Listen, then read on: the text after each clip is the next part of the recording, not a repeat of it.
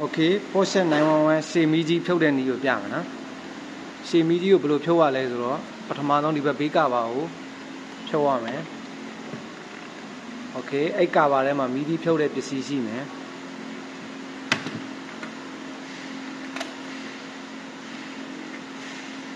Okay အဲ့မီးကြီးရှိတဲ့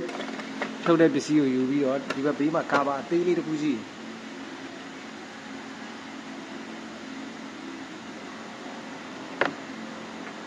Okay အဲ့ကာဘာပေါက်ထင်းကနေအခု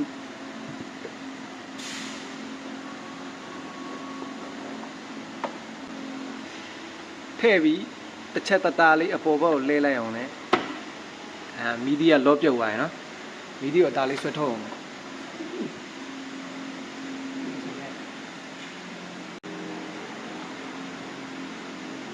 အရှိဘက်ကိုဖြည်းဖြည်းလေးဆွဲထုတ်လိုက်ပြီးသွားပြီဆိုရင်သူ့ရဲ့ socket လေးကိုဖြုတ်လိုက်ရင်ရတယ်